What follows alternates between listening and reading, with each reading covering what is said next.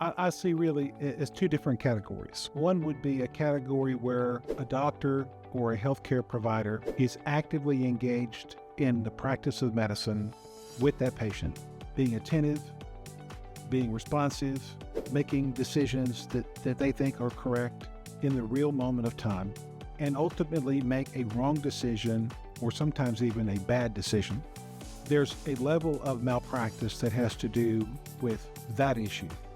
Then there's a whole separate category of malpractice that has to do when a physician is not those things, is not attentive, is not responsive, is derelict in their duty, maybe impaired on duty, maybe on call and doesn't show up, maybe decides to delegate a responsibility to someone else who's not really qualified or capable, and that doctor knows that but doesn't want to be inconvenienced by having to assess a patient.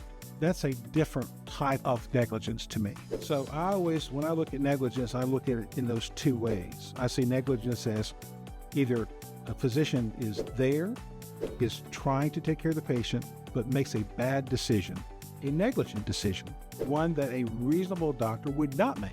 And that's one level of negligence. To me, those cases are a little harder because most juries understand doctors are human and don't expect perfection from the physician. And what the defendant always does in those cases, the lawyer for the defense, is they say, the doctor was there, he had his hands on the patient, he was trying to do what was right. Medicine is an art. Sometimes some people go left, sometimes some people go right. Doesn't necessarily mean he was negligent. He was trying to take care of her. Turned out going left was really not a good thing to do in this case. But at the moment, with the information that he had, he made the best decision he could, and he was making the best decision he thought he was making, he made for the patient.